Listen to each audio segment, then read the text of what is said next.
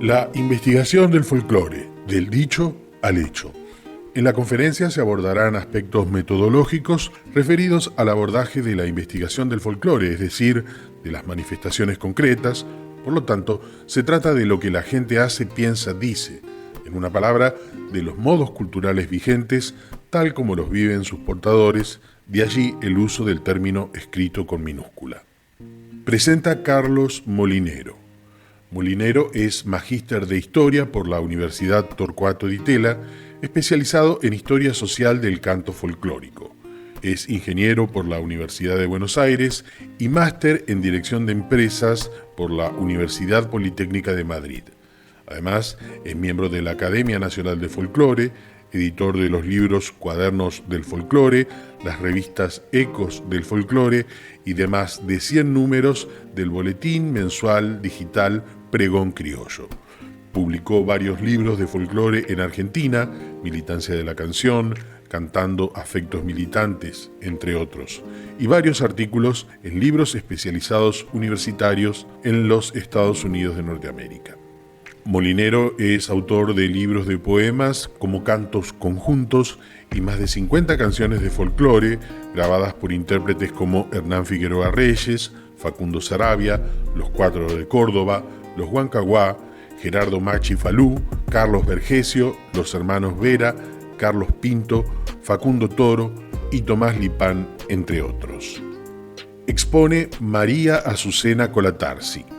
Colatarsi es Premio Conex 2014, magíster en Cultura y Sociedad, licenciada en Folclore, docente investigadora categoría 2, integrante del Banco de Evaluadores del Programa Nacional de Docentes Investigadores y del de Expertos de CONEAU.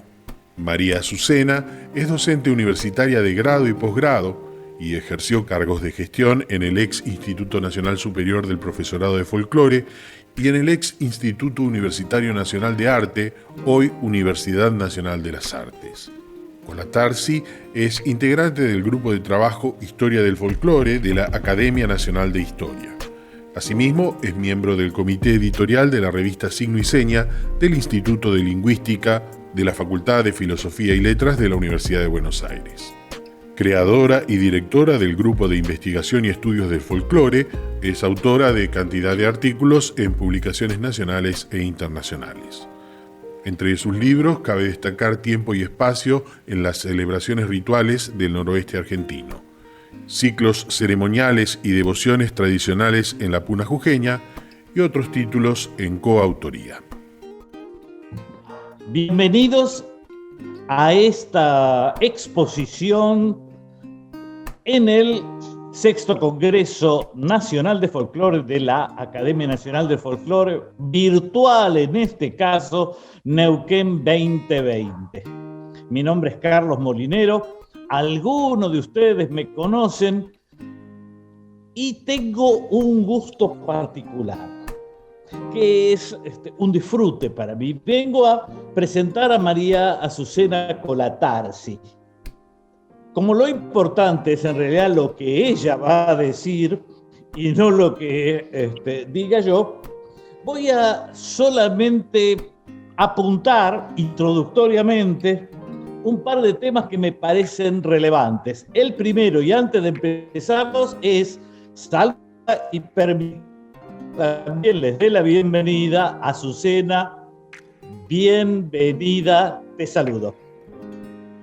Muchas gracias. Bueno, supongo que Azucena en el mercado folclórico argentino es más que conocida, pero como hay siempre gente nueva, conviene recordar de su larguísimo currículum algunos puntos importantes que me parecen interesantes. La primera es Premio Conex 2014, justamente en folclore. Es magíster en Cultura y Sociedad, licenciada en folclore y docente investigadora. Integrante del Banco de Evaluadores del Programa Nacional de Docentes Investigadores y del de Expertos de la CONEAU. Es docente universitaria de grado y de posgrado. ustedes lo van a poder apreciar en la claridad de su exposición que ahora va a regalarnos. Ejerció cargos en ámbito nacional y provincial y cargos de gestión en el ex Instituto Nacional Superior del Profesorado del Folclore y en el ex Instituto Universitario Nacional del Arte y hoy, Universidad Nacional de las Artes, donde además fue vicerrectora, si recuerdo bien. Integrante del grupo de trabajo Historia del Folclore de la Academia Nacional de la Historia, cuya directora, la directora del grupo, es la doctora nuestra, siempre respetada y admirada, doctora Olga Fernández Latour de Botas. Es miembro del comité editorial de la revista Signo y Seña del Instituto de Lingüística de la Facultad de Filosofía y Letras de la Universidad de Buenos Aires. Creador y director del Grupo de Estudios del Folclore, GIEF. Y, desde luego, miembro de la Academia Nacional del Folclore y también de la Academia del Folclore de la Provincia de Buenos Aires. Es autora de artículos en publicaciones nacionales e internacionales, de las cuales, además de varios otros en coautoría, yo cito especialmente dos que considero muy importantes como contribuciones a la ciencia del folclore. El primero de ellos, Tiempo y espacio en las celebraciones y rituales del noroeste argentino, y el más reciente, Ciclos ceremoniales y devociones tradicionales en la Puna Jujeña, una región, déjenme decirlo, que conoce muy bien y a la que retorna rutinariamente. Bien. Presentada la magíster Azucena, como le decimos los amigos, quiero decirles que conversando sobre esta presentación, ella me comentó que pensaba encarar lo que podríamos llamar la heurística y hermenéutica en el folclore, lo que finalmente tradujo brillantemente en este título, que es La investigación del folclore del dicho al hecho. Qué poder de síntesis. Yo creo que entiende en realidad abarcar aspectos metodológicos referidos al abordaje de la investigación del folclore. Es decir, del estudio de las manifestaciones concretas, los fenómenos, de lo que la gente hace, piensa, de lo que la gente dice, en una palabra, de los modos culturales vigentes, tal como lo viven sus portadores. ¿Y por qué digo yo en este caso que esto involucra el tema de la heurística? Se refiere a la disciplina, el arte o la ciencia del descubrimiento. O sea, un conjunto de reglas metodológicas que sugieren o establecen cómo proceder. Ahora bien, si como metodología científica la heurística es aplicable a cualquier ciencia, en el caso de la ciencia del folclore, esto nos recuerda que tiene y se deben respetar sus propias reglas para ser tal, para ser ciencia. Y repito esa definición porque me parece poéticamente valioso nombrar la investigación que recupera saberes y actitudes tradicionales como un descubrimiento, que tal vez tenga un cierto sabor a autodescubrimiento, puesto que la heurística puede referirse al arte y la ciencia del descubrimiento y de la invención, o sea, de resolver problemas mediante la creatividad y el pensamiento lateral o divergente. Las reglas no limitan la creatividad del investigador, la encausan. Lo que nos trae Azucena, me parece, es justamente la tarea de aquel que busca, indaga, visita, selecciona, compara y expone, que es la tarea del científico.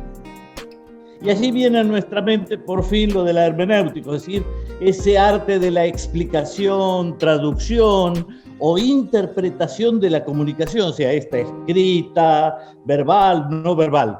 otra vez me inspira esa mirada por mi propio acercamiento al folclore. Nos acerca a esas performances en el folclore que se vive, como se ha estado trabajando más recientemente, casi una tendencia al análisis de las performances. Pues bien, entrar en la mente del portador de los saberes y aún más comprenderlo, tal vez mejor que lo que él se comprende a sí mismo, es lo que intento, generalmente yo en forma infructuosa, con mis propios estudios sobre la historia social del canto folclórico. Ella, Azucena, que me toca presentar hoy, lo hace fructíficamente con la investigación del folclore vida, como lo denomina Manuel Lachmann.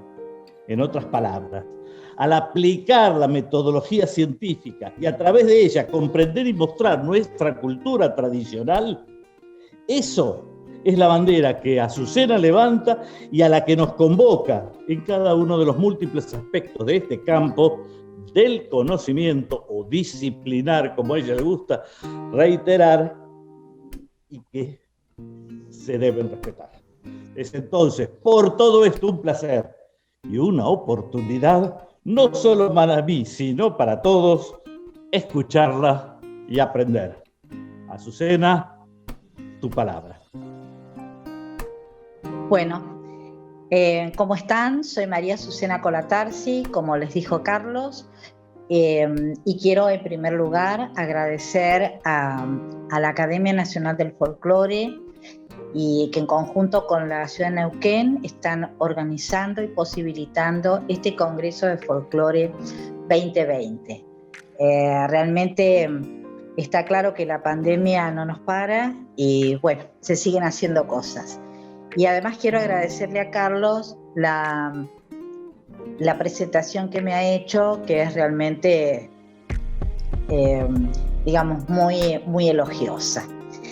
Bueno, en esta ocasión el tema que voy a tocar lo retitulé, mejor dicho, la investigación del folclore, del dicho al hecho.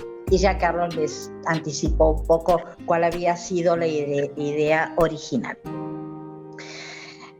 En realidad, para abordar esta temática, el de la investigación en folclore, así escrito con minúscula, es decir, para abordar el estudio de los hechos, de las manifestaciones, de las tradiciones culturales, me voy a referir brevemente a dos aspectos que considero importantes y previos a la investigación, que son, por una parte, el campo disciplinar del folclore y por otra parte, la formación sistemática de folcloristas o folclorólogos, es decir, la formación superior sistemática en folclore.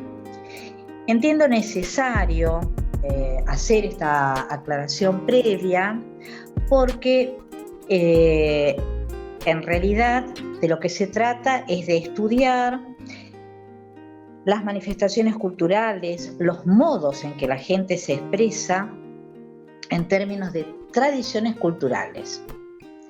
Yo solía hablar siempre de tradición cultural, pero en realidad, pensando un poco en estas cuestiones, creo que es mucho más adecuado hablar de tradiciones culturales porque no hay una sola tradición cultural, ni en la República Argentina ni en ninguna otra parte. Es decir, que los modos tradicionales se resuelven y se distinguen en términos regionales y locales también. Bueno, estas tradiciones culturales también son estudiadas, son abordadas, son consideradas por otros profesionales que tienen sus propios campos disciplinares. Y por ahí, desde ese punto de vista, es que me parece importante esto de la especificidad disciplinar. En este sentido, es vasta la bibliografía que da cuenta de lo que estoy diciendo, ya que estudiosos, investigadores que vienen del campo de las letras, de la antropología, de la sociología, de la psicología, entre otras, realizan interesantes estudios de diversos aspectos de las tradiciones culturales desde la mirada de sus correspondientes formaciones académicas. ¿Qué quiero decir con esto? ¿A qué nos lleva esta reflexión? Bueno, que las producciones orales, cuentos, leyendas, coplas, entre otras, las distintas formas de teologías, diagnósticos, terapias, las artesanías, los diversos tipos de alimentación, las fiestas, celebraciones y tantas otras manifestaciones tradicionales resultan de interés de estudio para diferentes disciplinas. Y es evidente que quienes se forman en esas otras disciplinas tienen sus propios recortes conceptuales, tanto para las manifestaciones tradicionales como para las que no lo son, puesto que el foco de su atención no está puesto en esto que yo entiendo que es lo que caracteriza al folclore en términos disciplinares, que es ese anclaje en la tradición. Y cuando me refiero a tradición, quiero aclarar que empleo ese concepto en un sentido amplio y dinámico, porque no se trata de una tradición que refiere a expresiones estáticas, a expresiones o manifestaciones cristalizadas, sino que estamos hablando de modos o de tradiciones culturales en movimiento, con una profundidad temporal que se hace presente en ese devenir y en esa práctica de la vida vivencial, que se proyecta al futuro. Y en ese pasado presente que está en constante movimiento, es que se va modificando. Se producen modificaciones, se producen incorporaciones, se producen resignificaciones. Sin embargo, hay un aspecto a veces difícil de asir, que es una suerte de núcleo duro de cada tradición cultural que permite reconocerlo, que perdura a través del tiempo, hasta con diferentes ropajes, podríamos decir, y que permite al otro advertir esa diferencia, ese núcleo, y al grupo reconocerse, aunque no necesite reflexionar sobre ello. Precisamente el folclore, en tanto campo disciplinar, como dice Carlos, que a mí me encanta decir, pero realmente pienso eso, está estrechamente vinculado desde su origen a las ciencias sociales y humanísticas. Con estas comparte muchos aspectos. Sus planteos teórico-conceptuales, al igual que en las otras ciencias que he mencionado, han sido influidos por los paradigmas de cada época. Desde los evolucionistas, no voy a mencionar todos, hasta los comunicacionales, semióticos y performáticos, mencionó Carlos recién, tan solo por mencionar algunos. Esos aspectos, esos paradigmas, en realidad van dando cuenta de las herramientas conceptuales de cada momento a los que se apela para estudiar la cultura tradicional. Mejor dicho, las diversas tradiciones culturales a la luz de las ideas de cada época. Esto explica por qué a veces sobre similares acontecimientos encontramos diversas explicaciones, diversas interpretaciones o hermenéuticas. También el folclore, como campo disciplinar, comparte muy especialmente con la antropología.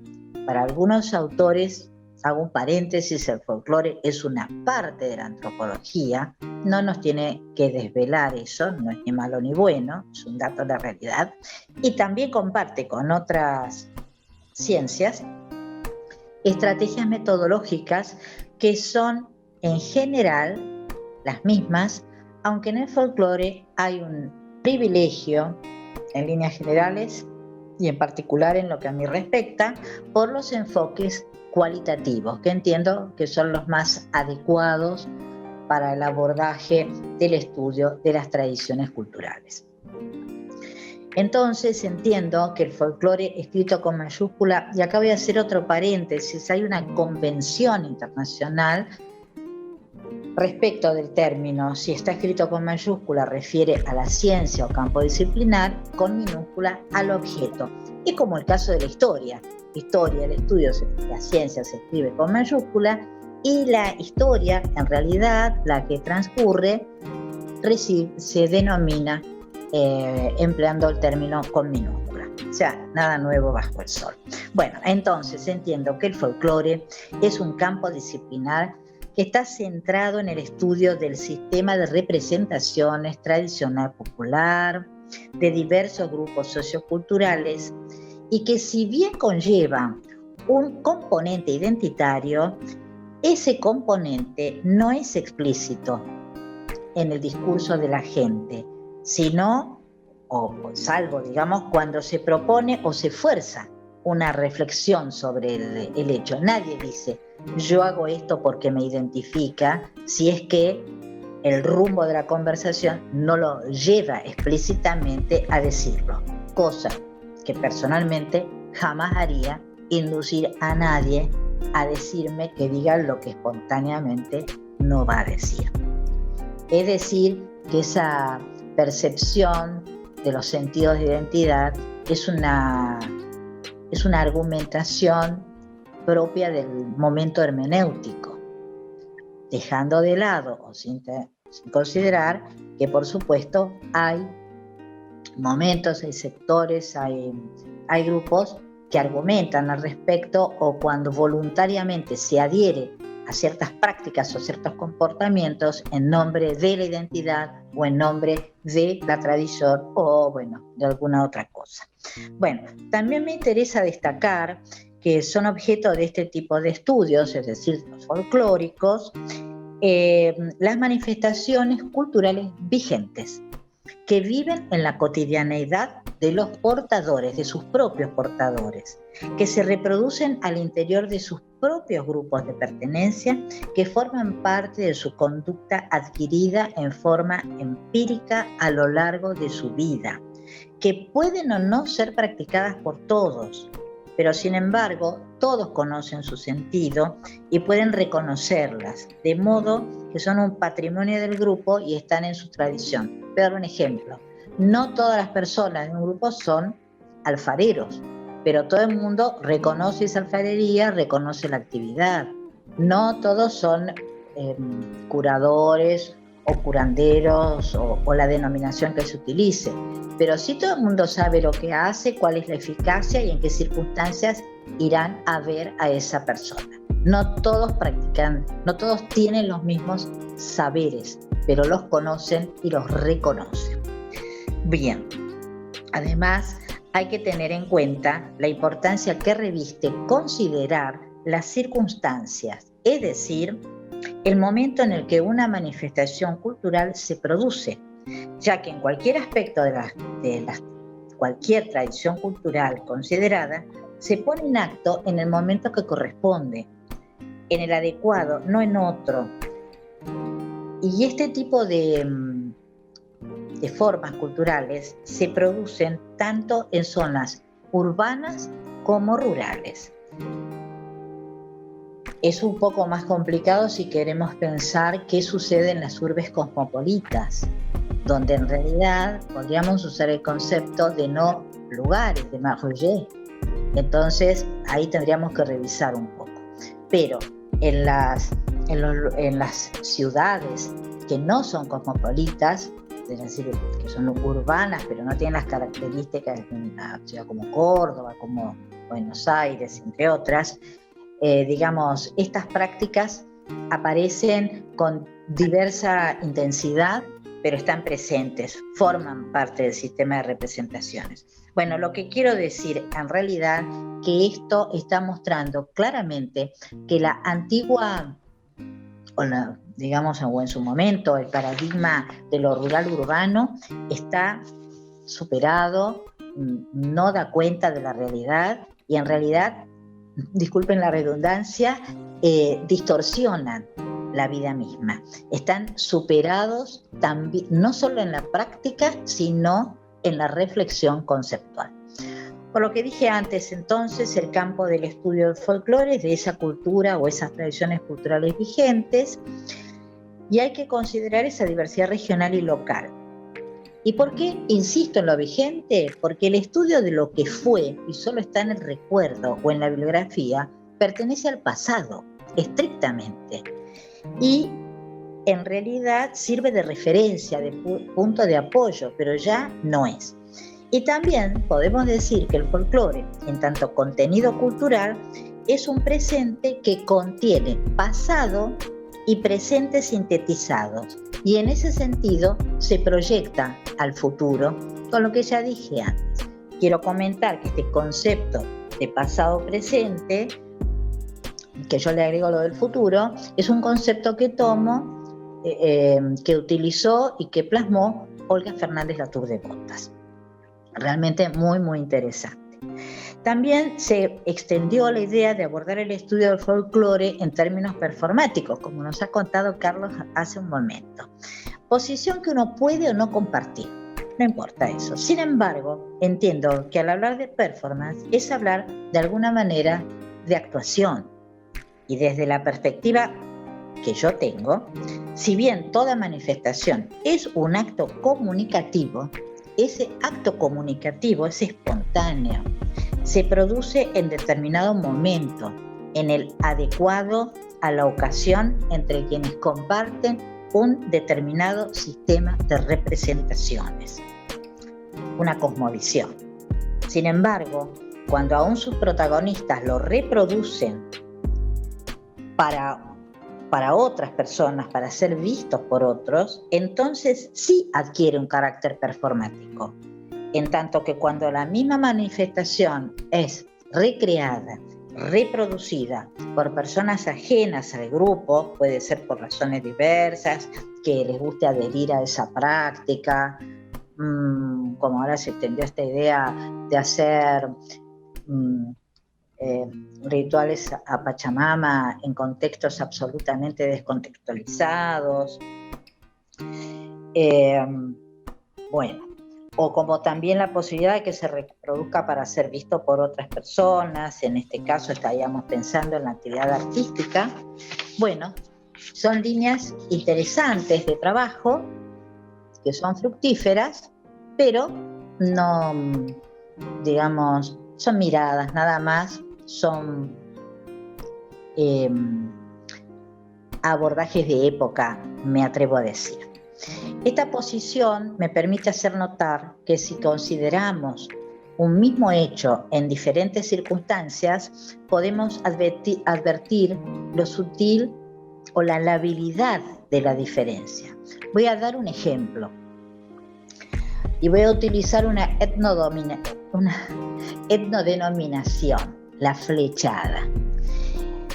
La flechada, que es una práctica noroestica, andina, se trata de un ritual en línea íntimo, más bien de tipo familiar, que puede implicar a algunos amigos, que se realiza cuando se inaugura una casa o se inaugura una habitación que se ha construido o se inaugura el empezar a habitar una vivienda. Esta actividad se llama flechada porque en realidad se hacen unas especies de flechitas de madera y un arco. El carácter es festivo y está asociado a es una práctica en retroceso, pero en algunos lugares se sigue haciendo. Se asocia a la idea, y esto está en la bibliografía, yo no lo tengo documentado en el campo, pero sí lo he leído, a que las casas nuevas o aquellas cosas que es necesario habitar, hay que aplacarlas, tienen ojos. En ese sentido, entonces, además se asocia también o emerge acá la idea de Pachamama, y entonces para poder realizarla se cuelgan del techo unos huevos, pueden ser de avestruz o de gallina, están colgados, se hace un hoyo en la tierra que es asperjado para calmar a la tierra, cosa que se hace cada vez que se abre, y entonces los circunstantes, de a uno por vez, arrojan las flechas a los huevos, tratando de romperlos y que el contenido de los mismos caiga en esa boca de la tierra que ha sido abierta. Bueno, esto se hace en medio de algarabía. Una vez que se termina, que rompieron los huevos y ha caído eso en la tierra y se termina de asperjar bebida, poner coca, etc., se cierra. Se ha cumplido con el ritual, un ritual que vincula la esfera de lo profano con lo sagrado, pero que se hace en un contexto distendido. Luego se coplea, se canta, en fin, y se puede habitar ese nuevo espacio, o nueva habitación, casa adquirida o recién hecha, con buena aventura, con seguridad de que todo va a ir bien. Muy bien. Eso sería una práctica, un ritual que entiendo que forma parte del campo del folclore, de estas tradiciones culturales, objeto de estudio del folclore. Ahora bien, cuando los propios portadores les interesa que la gente conozca sus tradiciones culturales, entonces ya llegamos al campo performático, es decir, donde, ¿qué pasa? No es espontánea la actividad, sino que se prepara y se realiza en forma descontextualizada. Objetivo, que los demás conozcan esa práctica, puedan conocer a sus portadores y que puedan valorizar eso que esta gente, que es ese otro portador, hace. Y también puede suceder que un grupo X quiera hacer una apuesta artística al respecto, y entonces ahí estamos en el plano artístico, se toma algo que se conoce de una tradición cultural y se traspasa al plano artístico con mayor o menor fidelidad. Este ejemplo que yo les estoy dando no lo estoy inventando, sino que pude verlo. He estado en una flechada así espontánea, y hace unos años una docente, investigadora, artista además y amiga personal, que es Liliana Toccachelli, hizo una producción artística de danza contemporánea, pero como se hizo en una de las salas que se reinauguraba ahora no me voy a acordar el nombre del lugar, bueno, acá en plena ciudad de Buenos Aires, le pareció interesante porque había estado en el norte, había quedado medio impactada con esta temática.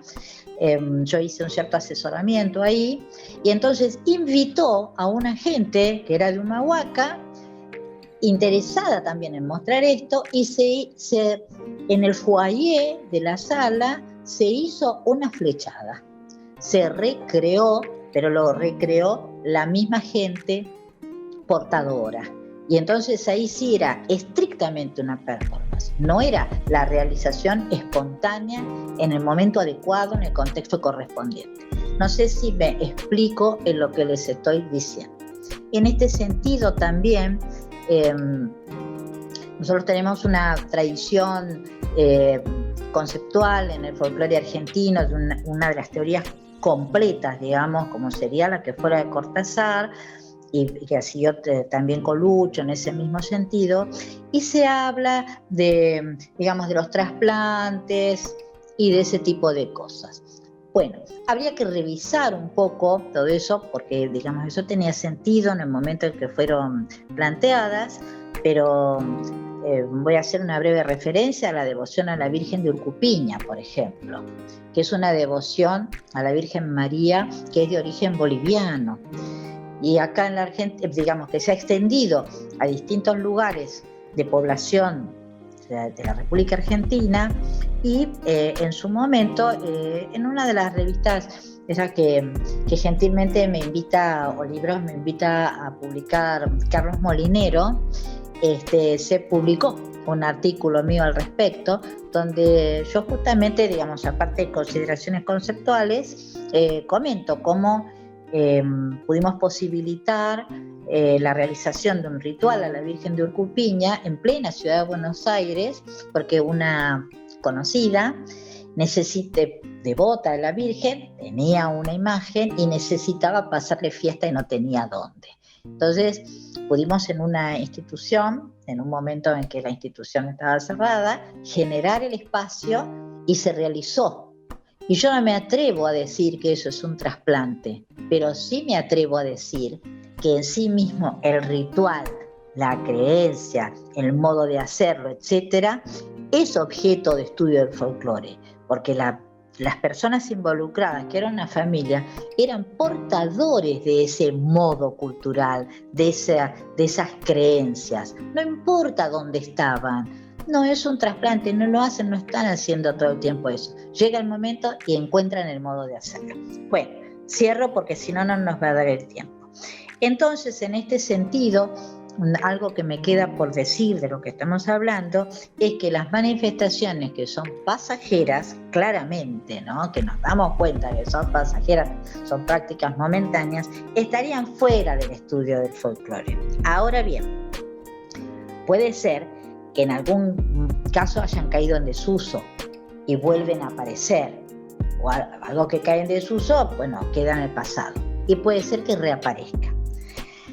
En fin, hay muy diversas situaciones, pero ahí depende de la calidad de la formación del investigador en ese campo disciplinar y de su conocimiento para poder advertirlo. Y ya vamos a llegar ahí. En cuanto a la formación, es importante, si reconocemos que hay un campo disciplinar específico, que es el del folclore, es pertinente entonces sostener la formación específica.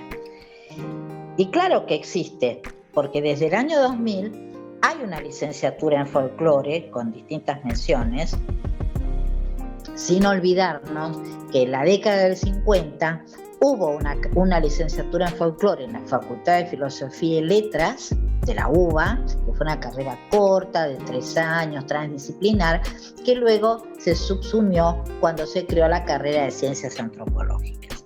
Bueno, no voy a detallarlo.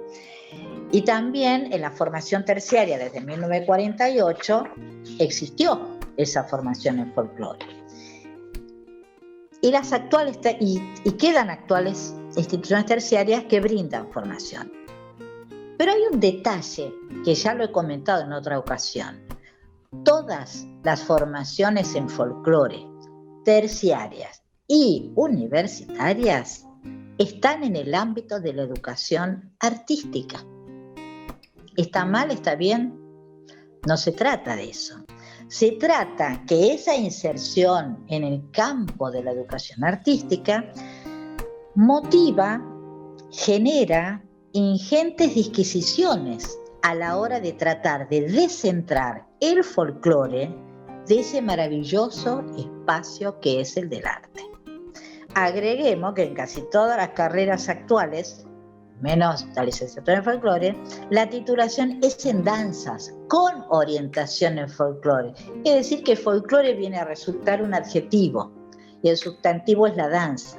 Cuando desde mi humilde punto de vista, y miento, no es tan humilde, el sustantivo es el folclore y el adjetivo podrían ser las distintas manifestaciones. Bueno, muy bien, esto merece un espacio de revisión y profunda reflexión que espero que se produzca en forma desapasionada y fructífera. Para no abundar en este tema, diré que la formación superior en folclore tiene y debe tener, que esto es lo que quiero que quede claro, una alta carga de contenido fenoménico, es decir, descriptivo, de las diversas tradiciones culturales de nuestro país como de otros lugares, con fines comparativos, entre otras cuestiones. Ese bagaje de conocimientos fenoménicos que incluyen aspectos históricos, es decir, prácticas caídas en desuso, así como un meduloso y afinado conocimiento de la bibliografía específica, que es cuantiosa, es decir, que tiene conocimientos generales y específicos sobre estas temáticas, posicionan al licenciado en folclore en un lugar privilegiado para advertir los vacíos cognitivos, para tener puntos de referencia relativos a la determinación y definición de temas y propuestas de investigación. Y llegamos al tema de la investigación. ¿De qué? ¿Qué cosa? Pues bien, del folclore, así con minúscula. Es decir, de lo que la gente realmente hace, dice, piensa y siente. Todo eso que lo aúna con su grupo sociocultural de referencia al compartir su vasta, compleja y rica cosmovisión sin que necesite explicitarlo, sin que necesite reflexionar sobre la misma. Ya sabemos que el folclore comparte con otras disciplinas diversos métodos y técnicas de investigación, con cierta prevalencia de los enfoques cualitativos y las técnicas más afines a los mismos. Sin embargo, no es esto lo que lo define. O sea, al folclore no lo define el método ni las técnicas, sino el interés por lo que quiere investigar. Y de allí la anterior disquisición relativa al recorte disciplinar. En este sentido, es sabido que se parte siempre para cualquier investigación de un conocimiento previo que permite advertir que aún hay algo o algunos aspectos que se podrían agregar a lo que ya se sabe, como por ejemplo un nuevo conocimiento, algún aspecto no advertido en investigaciones previas, las modificaciones o transformaciones a través del tiempo, las incorporaciones, las posibles resemantizaciones o los nuevos discursos que recogen las actuales condiciones de existencia. En fin, un sinnúmero de posibilidades que tan solo con el trabajo de campo sistemático podrán salir a la luz. En ese sentido, entonces, se puede encarar de modo fructífero la investigación del folclore, ya que a partir del conocimiento previo, de la definición temática, de adoptar una actitud abierta y libre de preconceptos, es que se podrá lograr un acercamiento respetuoso de lo diverso que permita atender a todos los aspectos vinculados a la temática de la que se trate. Teniendo en cuenta que el trabajo de campo, por usar una terminología común en investigación, es total. ¿Qué quiero decir con esto?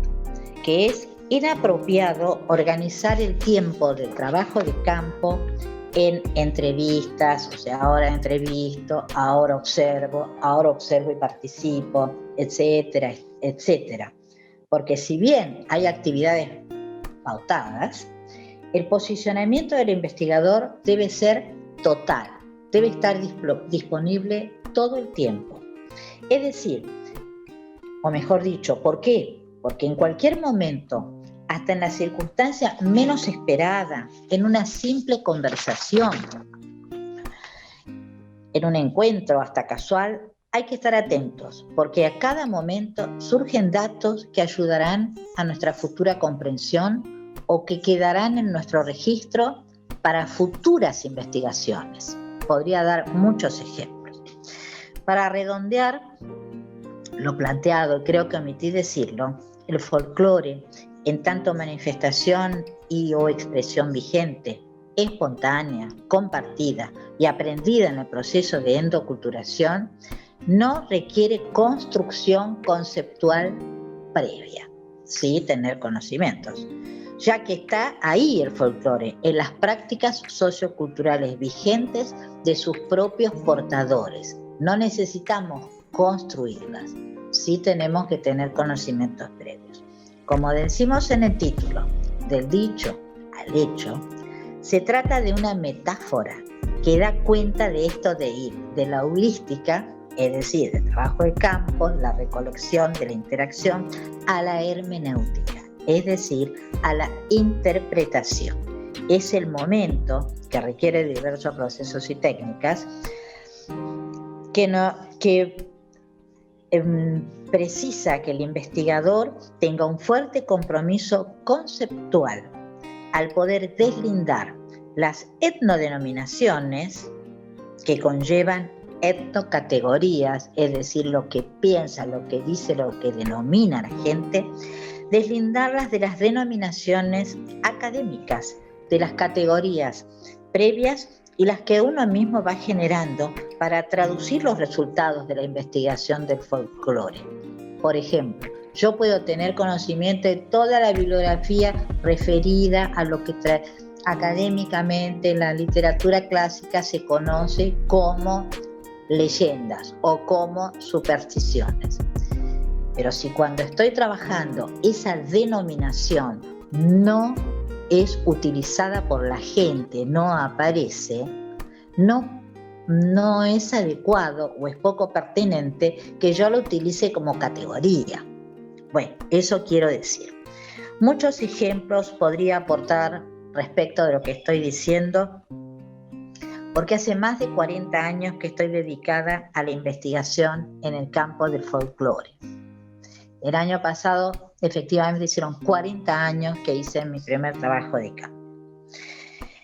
Y abocada a eso, he estado generando múltiples proyectos de investigación, llevando adelante en forma sostenida y sistemática los procesos heurísticos y hermenéuticos que nos acercan al complejo mundo de nuestras tradiciones culturales. En ese sentido voy a puntualizar un par de cosas ya para ir finalizando y luego veremos, no sé si Carlos quiere agregar algo, preguntarme algo que clarifique. En primer lugar, que el folclore, al igual que otras ciencias, ha ido reformulando sus planteos teórico-metodológicos al compás de los cambios epistemológicos. Por lo tanto, esos marcos, esos aspectos teórico-conceptuales del folclore fueron variando y adoptando diversos enfoques. Todos aportan al conocimiento. En segundo lugar, que en la actualidad el folclore superó una especie de discusión bizantina entre lo rural y lo urbano. En tercer lugar, que el profesional de folclore tiene un plus de conocimiento, es decir, aquel que se ha formado en una carrera específica, en este caso universitaria, tiene que tener ese plus de conocimiento y que es el conocimiento exhaustivo de las tradiciones culturales, tanto desde una perspectiva descriptiva cuanto de las interpretaciones que hay sobre la misma, así como de sus vinculaciones con sus similares de otros países, al menos de Iberoamérica. Y 4, que dado el estado actual de los distintos aspectos que involucra el campo del folclore, resulta necesario reflexionar al respecto e iniciar un debate superador, ya que el folclore es un recorte disciplinar que bucea en los aspectos tradicionales e identitarios más profundos de la sociedad, vinculados y comprometidos con las dimensiones sociales, culturales, humanísticas y artísticas de la sociedad, con capacidad de persistencia, resistencia y resemantización fundamentales en un mundo donde los procesos de globalización tienden a eliminar y subsumir la identidad de los pueblos.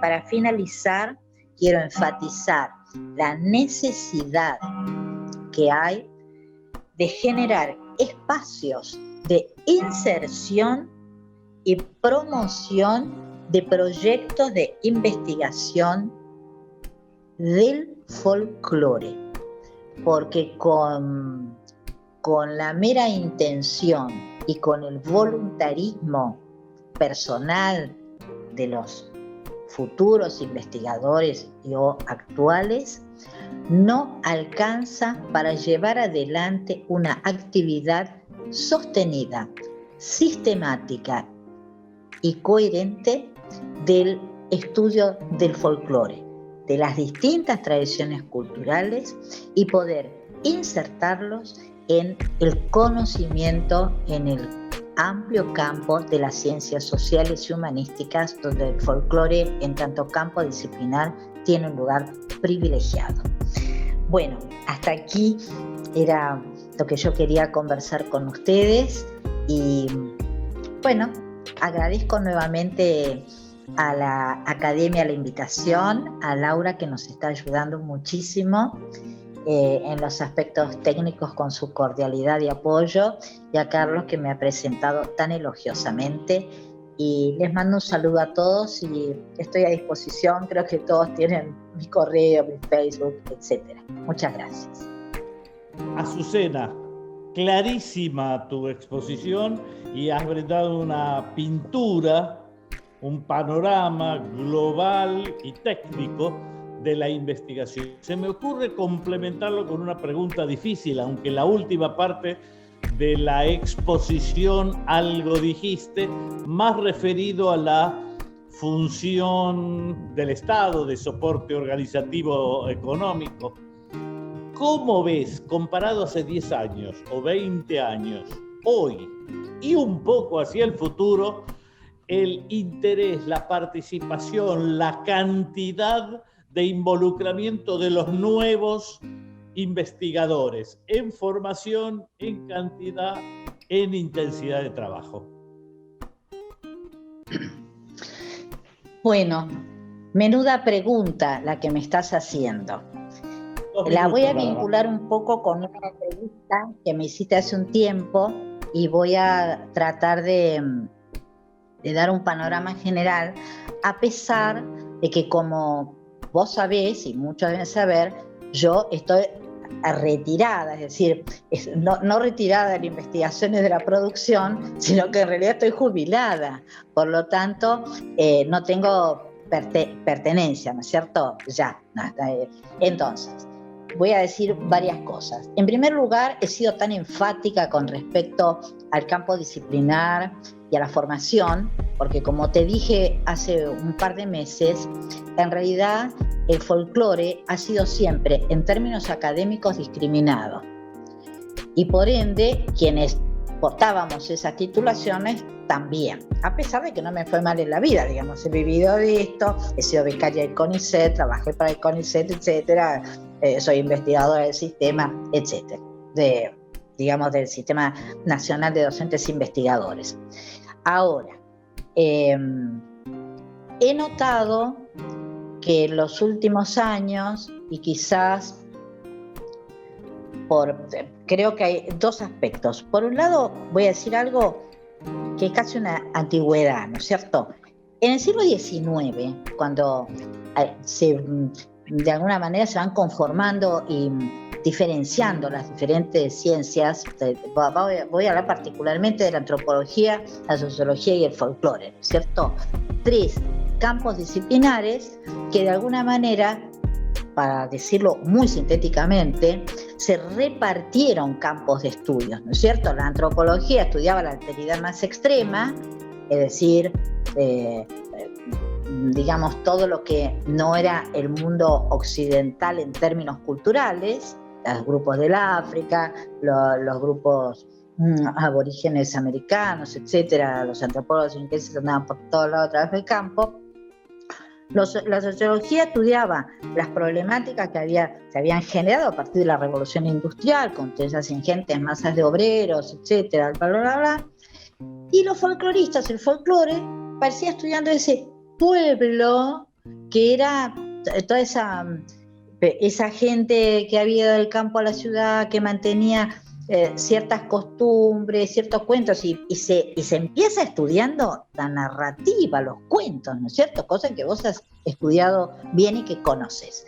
Entonces, en ese sentido, después se dan estas formulaciones posteriores de los primeros fines del siglo XIX, primeros años del siglo XX, donde hasta queda una especie de mundo partido en tres, ¿no es cierto? Unos estudiaban a los aborígenes, digamos, otros estudiaban a las clases desposeídas, digamos, de las ciudades industriales, y ese pueblo que después se inserta en esta cosa de lo rural urbano, era estudiado por el folclore. Bueno, este mundo ya no existe y los cambios que se fueron produciendo tanto en la formación como en los abordajes, en los planteos teóricos conceptuales de esas otras disciplinas también, y el cambio en las sociedades ha hecho que tanto los antropólogos como los sociólogos, la gente de letras, etcétera, todos empiecen a poner su mirada desde sus propias formaciones en distintos modos de vida, ¿no es cierto? Y ahí es donde los abordajes difieren. Y los formados en folclore, humildemente mirando qué cosa pueden estudiar, desde dónde.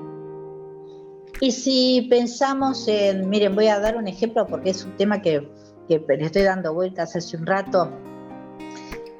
¿Cómo es esto del lenguaje corporal? ¿Qué quiere decir? ¿Cuál es ese lenguaje corporal del que baila? ¿No? Sé que varios me van a querer denostar por lo que estoy diciendo, pero en realidad cuando pensamos en ese lenguaje corporal, estamos pensando en lo que nosotros creemos de ese lenguaje corporal que estaría expresando el otro, o es lo que realmente el otro nos está diciendo que quiere decir con su cuerpo. En ese sentido, ya voy a redondear lo que vos me preguntaste, ¿no? Todos saben que yo me he dedicado muy especialmente al estudio de las expresiones coreográficas en contextos ceremoniales. Y siempre decía que algunas de ellas tienen acompañamiento instrumental, pero los movimientos y los desplazamientos no requieren esa apoyatura, es decir, que la gente podría realizarlas aún sin esa apoyatura.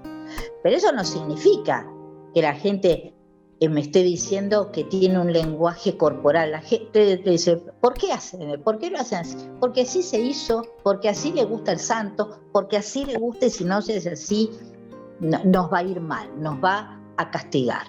Bueno, entonces, una cosa es lo que la gente dice y de ahí lo que yo decía esto de las etnocategorías y las categorías académicas. Bueno, ahora, ¿cómo veo el tema de la investigación? Lo veo complejo, bastante complejo. Hace 20 años, y yo soy un claro ejemplo, voy a usar una expresión popular, soy una mosca blanca, porque yo obtuve una beca CONICET con un título terciario de profesora de danzas nativas y folclore. Bueno, no sé si era bueno el proyecto, si tuve suerte, la cuestión es que luego seguí trabajando, muchos años fui becaria, etcétera, no voy a contar mi historia, pero había una cierta discriminación y vemos que no necesariamente quienes se forman en folclore usen el término folclore. Hay un cierto correrse del uso del término. Pero ahora bien, resulta que la Academia Nacional del Folclore, a la que pertenecemos, ha hecho una labor encomiable. Más allá de que pueda enfatizar más algunas cosas que otras o querer tener el mismo énfasis en todos, ha valorizado eso al lograr ser Academia Nacional, es decir, estar a la par de las academias nacionales, por una parte, y al haber motorizado y logrado que se salga una ley nacional de enseñanza del folclore. Y resulta que de pronto nos encontramos con mucha gente que parece que toda la vida usó este término y se dedicó al estudio del folclore. Lo digo descriptivamente y soy un poco enfática, pero lo digo en forma desapasionada. Lo que no estoy viendo, y esto me preocupa, es que haya trabajos que realmente den cuenta de la investigación de campo, de una heurística del folclore y que luego lo encontremos reflejado, dado a conocer como un nuevo conocimiento o nuevos aportes, sino que estamos frente a mucha construcción y que tiene escaso correlato con lo que la gente realmente hace. Es un poco espinoso el tema. En ese sentido, yo creo que la Academia Nacional del Folclore, digamos, las universidades tienen fondos para proyectos de investigación, pero bueno, las universidades, aún la Universidad Nacional de las Artes, tiene diversas especificidades, los montos se reparten entre muchas propuestas y bueno, quien evalúa, bueno, es una cosa a conversar posteriormente. No hay mucho de folclore, les puedo asegurar, en los términos en los que estamos conversando. Por otra parte, el Fondo Nacional de las Artes, que tenía una línea de becas de investigación en folclore, no la tiene más.